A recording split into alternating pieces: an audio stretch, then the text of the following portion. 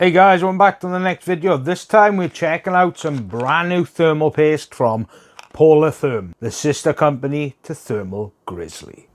Okay then, so who are Polartherm? Well, it's the sister company to Thermal Grizzly. And if anyone knows who Thermal Grizzly is, Thermal Grizzly, when it comes to thermal paste like liquid metal and XOC type stuff, overclocking extreme, then Thermal Grizzly are the best when it comes to the extreme overclocking space. This is more for affordable thermal paste. This is for the every Joe, every person who's just looking for a good thermal paste for the computer. But now when it comes to what comes in the box, exactly when it comes to the pricing for the X8 2 grams, it's €2.90, with the 5 grams being €4.90, with the 10 gram being €8.90, with the 40 gram being €14.90. Now for the X10, the X10 thermal paste at the 2 gram tube, it's $3.90. The 5 gram is $5.90, the 10 gram is $10.90, as well as the 40 gram of the X10 is $25.90. And also, of course, you do get the overall spreader, and you do get the attachment for it, so it's easier to actually spread the paste as well around the IHS. And it does come with a spread little manual that shows you different techniques for spreading the thermal paste. But other than that, let's get into the overall benchmarks, shall we? Okay, so when it comes to the overall thermals, now what I'm going to tell you is, first of all, every test was run for 10 minutes. So that means you get good saturation for the cooler. The cooler I use was NHD 15 Gen 2 LBC. So I didn't have to worry about waiting for it to warm up as well as cool down. That's the problems with AIOs. You have to give it time to actually settle and then go back up. Now, room temp at the time of testing was 12 Celsius, and the highs it went up to was 15, so it went up by 3. It is autumn, so the temperature outside is a little bit cooler. So for the Polartherm X8 thermal paste, for Cinebench are 23, idles 25 with a max of 78. Blender Pavilion, idles 25 with a max of 76. Blender Classroom, idles 25 with a max of 76. And 3D Mark CPU Test, idles 25 with a max of 69. Nice. CPU wattage was highs of 200 watts and the lows was 185. The overall CPU clocks did reach 4.9 but did go down to 4.3. But that's well above base clock, so I haven't got to worry. And the fans were run at full speed.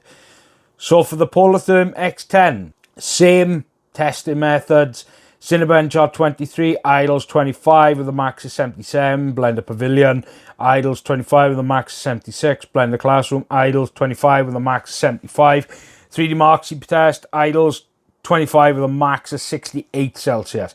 Now this is where I'm going to show you the comparisons. I'm going to put up a graph by here to show you the differences between the Thermalright TF Extreme Noctua NT-H2, the GAMDIAS XC2, the Hydronaut from Thermal Grizzly, as well as Aeronaut CRYORIG CP5, the Be Quiet DC1 thermal paste, as well as Bitspower TP-1. Now, what I'm going to tell you here is that, yes, there's not a huge difference between all of these thermal pastes. Some are between 2 degrees, and over a degree, that's not particularly classed as margin of error. I did get this consistently with a lot of thermal pastes.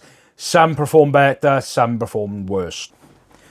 Okay then, so look, like I'm going to say now is, this is the sister company to Thermal Grizzly. I said that in the beginning of the video, but you guys need to know that.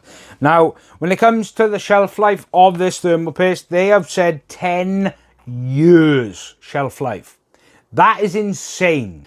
No other thermal paste I've actually received have said 10 years of shelf life. Maybe Thermal Grizzly, but other than that, no other have said that, because generally speaking, after a year of normal type of thermal paste, it does start to break down.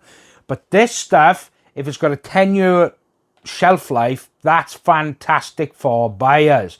That means you buy a 40 gram tube, it will last you for 10 years, as long as you don't leave the cap off so it dries out. But a 10-year shelf life, that is absolutely incredible.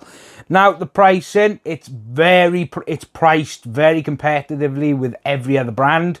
Not so much Thermal Grizzly, because Thermal Grizzly is the higher echelon of thermal solutions, especially for like XOC stuff, extreme overclocking. They are the go-to when it comes to thermal paste solutions. Even Jay's 2 cents have said that their extreme versions of their thermal pastes are the best on the market, except for obviously Kingpin. But I've never tested him, so I can't really comment. But let's get back to this. Now, this is the sister company to Thermal Grizzly, like I said. And quite honestly, as you saw through the performance, there's only a so many degree difference between each one I tested. But it's the Thermal Grizzly thermal paste you have to look at really in the chart, because these are so close, it's unbelievable. So yes, what I'm going to tell you is, if you're looking for new thermal paste that does perform well, then this is certainly a good option to use. At the end of the day, these are more for the budget person, someone who's more budget oriented, who wants to buy thermal paste at a decent price that gets good performance. Well, Polartherm is definitely the way to go. Now, I will leave links down below for all of these, as well as the Polartherm website. Please go over and check them out. I'll leave links to buy any one of these, because obviously they do vary in price, like I was saying in the video. But of course, any one of these I recommend. They're fantastic for the value, and they do well. So yeah, make sure you subscribe, because I have got so much stuff coming. It's unbelievable. I've got PC builds coming in December. I've got fan reviews. I've got case reviews. I've got so much stuff coming. It's unbelievable. People just keep sending me stuff. It's crazy at the moment.